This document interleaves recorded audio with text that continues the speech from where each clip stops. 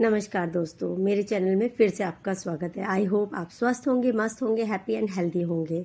तो दोस्तों, अगर हो सके तो प्लीज़ मेरी वीडियोस को शेयर कीजिए, लाइक कीजिए, कमेंट कीजिए, शेयर कीजिए। प्लीज़ दोस्तों, मुझे बहुत ज़रूरत है ये चीज़ करने की। अगर मैं मेहनत कर रही हूँ तो आपसे एक्सपेक्ट करूँगी कि आप इतना तो मेरे लिए कर ही सकते हैं। तो चलिए दोस्तों, आज मैं बहुत टाइम बाद स्टोरी लेकर आई हूँ। तो मैं आज आपको सुनाने जा रही हूँ तुलसी माता की स्टोरी, शाड़क भगवान की स्टोरी। चलो स्टार्ट करते हैं। तो कहते हैं, जलंधर नाम का एक दानव था, एक राक्षस था। वो शिव जी के अंश से पैदा हुआ था। तो उसकी वाइफ थी, उनका नाम वृंदा था। तो वो बहुत पतिव्रता वाइफ थी। मतलब उनके लिए उनकी पति ही सब कुछ थे। हर चीज़ में उनको पति को ही श्रेष्ठ रखती थी। तो जो वो राक्षस था जलंधर, वो मरता नहीं था। वो क्यों नहीं मरता था? बार बार जाके स्वर्ग, जो आम लोग थे उन लोगों को भी।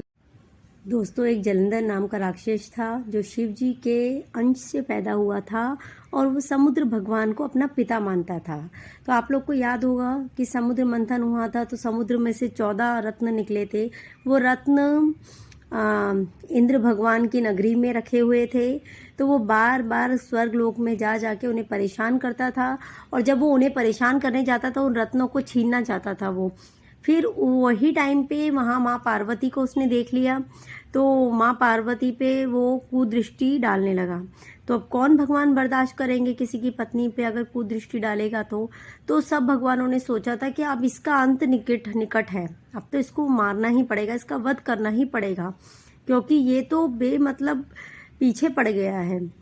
तो इसलिए सब भगवान उसको मारना चाहते थे। बट उसकी मृत्यु इतनी आसान नहीं थी, क्योंकि जो उसकी पत्नी थी, जो उसकी वाइफ थी वृंदा, वो एकदम पतिव्रता पत्नी थी। वो अपने पति को इतनी इज्जत, इतना सम्मान, इतना स्नेह देती थी कि उनकी मृत्यु भी उससे पूछ के आती।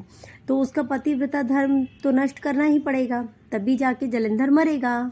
ये चीज़ थी। इससे भगवान दुखी हो गए थे। भगवान ने सोचा अब इसका तो वध करना निश्चित है ही है, इसका तो वध करना ही पड़ेगा, नहीं तो ये सबको कितना परेशान कर रहा है। क्या भगवान ने की सोची। लेकिन जब भी उसका वध करने जाते, निष्फल होकर वापस आ जाते।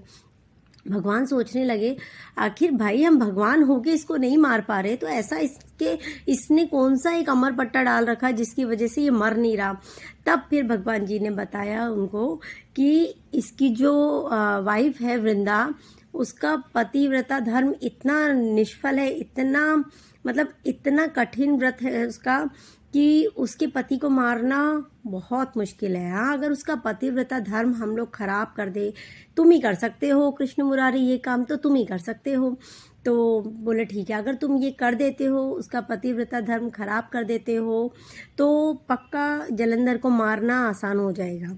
तो कृष्ण भगवान ने बोला, भैया वो तो भगवान है, उनको तो हमेशा फंसना ही पड़ता है अपने भक्तों के लिए। अगर उन्हें अपने भक्तों की रक्षा करनी है तो उन्हें ये काम करना ही पड़ेगा।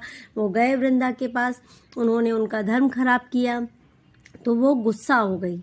वो इतनी गुस्सा हो गई, इतनी गुस्सा हो गई कि वो ये सोच रही थी कि मैं अपने पति से नज़रें कैसे मिलाऊंगी, इसने मेरे साथ ऐसा छल किया है, ये छलिया है। वैसे भी कृष्ण भगवान का नाम छलिया भी आप लोग जानते होंगे। तो छलिया है, इसने मेरा धर्म खराब कर दिया। तो वो गुस्से में आके उन्होंने कृष्ण भगवान को श्राप दिया कि तुम पत्थर के हो जाओगे, तुम पत्थर के बन जाओगे। ये श्राप कृष्ण भगवान को वृंदा जी ने दिया था, जलंधर की पत्नी ने। फिर उन्होंने बोला कि क्या बोलते हैं, तुम पत्थर के बन जाओगे। और उस तुरंत ही उन्होंने अपने आप को अग्नि में आहुति दे दी। और जब वो पूरी जल गई तो कृष्ण भगवान पछतावा करने लगे, क्योंकि सच बात है, जब हम किसी गलत के लिए किसी सही के साथ कुछ गलत करते हैं तो हमें भी अंदर से अच्छा नहीं लगता है, बुरा लगता है, फील होता है कि हमने उसके साथ क्यों ऐसा किया। वो मजबूरी थी कृष्ण भगवान की, लेकिन फिर भी उन्हें अंदर से खल रहा था। तो वो क्या करने लगे, जो वृंदा जी की राख थी उसमें लोट पोट होने लगे, ऐसे लेटने लगे, लेट लेट के पूरी राख उनकी बॉडी पे लग गई, ऐसे दुखी होने लगे। तो भगवान, सब माताएं सब आने लगे, बोले अरे ये कृष्ण जी को क्या हो गया, ये ऐसा क्यों कर रहे हैं। तो फिर उनको पश्चाताप हो रहा है, वो इसलिए ऐसा कर रहे हैं, वो अपने आप को ब्लेम कर रहे हैं इस चीज़ के लिए। तो फिर माता रानियों ने बोला ठीक है, तो फिर इसका एक सलूशन हमारे पास है। तो जो पार्वती माता थी उसने उनकी राख में बीज डाले तो आंवला उत्पन्न हुआ।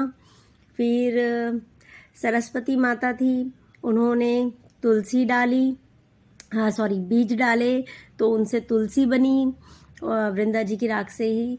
और जो लक्ष्मी माँ थी वो उस वक्त ईर्ष्या भाव में थी, तो ईर्ष्या की वजह से उन्होंने जो बीज डाले उससे मालती के फूल बने। तो कहा जाता है पूजा पाठ में मालती के फूलों को यूज़ नहीं किया जाता है, वो पूजा के लायक नहीं माने जाते, क्योंकि जब ये बीज डालने का कार्यक्रम स्टार्ट था वो टाइम पे लक्ष्मी माता के मन में ईर्ष्या आ गई थी, तो इसलिए उनके फूलों को चढ़ाया नहीं जाता पूजा में।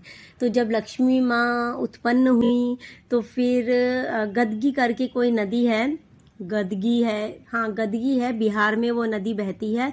वो भी कोई अप्सरा थी जिन्हें श्राप मिला था, तो वो गदगी नदी के रूप में वो बिहार में बहती है। आई होप मैं करेक्ट बोल रही हूँ नाम, अगर कुछ कन्फ्यूज़न होगा तो मैं आपको ज़रूर वापस इस चीज़ के बारे में बताऊँगी। तो क्या बोलते हैं, गदगी नदी बिहार में बहती है। तो उन्हें ये कहा गया था कि जब कृष्ण भगवान पत्थर रूप में तुम्हारे पास आएंगे तब तुम्हें मतलब उद्धार मिलेगा, क्या बोलते हैं, श्राप से मुक्ति मिलेगी, तुम्हारा जीवन उद्धार होगा, ऐसा कहा गया था उस अप्सरा को। तो जब कृष्ण भगवान शालक राम जी के रूप में, मतलब एक पत्थर के रूप में गदगी नदी में चले गए, तब वो नदी का उद्धार हुआ। बोलते ना भगवान के एक काम से पता नहीं कितनों का भला होता है। तो वो शालक राम जी बने और वृंदा जो थी वो माँ तुलसा बनी। फिर हर साल उनका विवाह होता है। और आज देव उठनी एकादशी है। देव उठनी को कृष्ण भगवान से, लड्डू गोपाल से तुलसी माँ का विवाह नहीं होता, शालक राम भगवान से उनका विवाह होता है। वो पत्थर रूप में होते हैं, तुलसी माँ पेड़ के रूप में होती है। उन दोनों का देव उठनी एकादशी पे विवाह होता है।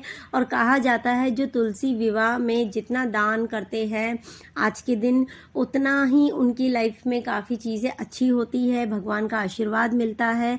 और कहा जाता है ये भी, क्योंकि मैं भी एक ब्राह्मण परिवार से हूँ, मेरे मम्मी पापा ब्राह्मण हैं, तो मुझे भी ये सब चीज़ों का पता है। तो कहा जाता है कि अगर किसी का कोई मुहूर्त नहीं निकल रहा है शादी का और हमें उसी टाइम पे शादी करनी है, तो आप देव उठनी एकादशी एक ऐसी एकादशी है, कहते हैं कि सोए हुए भगवान देव उठनी एकादशी वाले दिन उठ जाते हैं, तो उसमें आप आग बंद करके शादी करा सकते हैं, क्योंकि उस दिन तुलसा जी और शालक राम जी का विवाह होता है। तो वो मुहूर्त सबसे उच्च मुहूर्त होता है हर मुहूर्त से। तो इसलिए अगर आप मुहूर्त नहीं भी निकाल पा रहे हैं तो देव उठनी एकादशी वाले दिन तुलसा जी के विवाह के साथ आप भी अपना विवाह कर सकते हैं।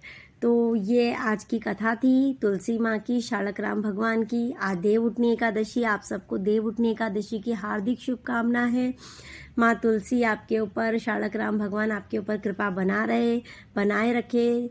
जय माँ तुलसी, जय भगवान शालक राम जी की। आपको स्टोरी कैसी लगी प्लीज़ मुझे कमेंट में ज़रूर बताइएगा। Thank you, bye bye.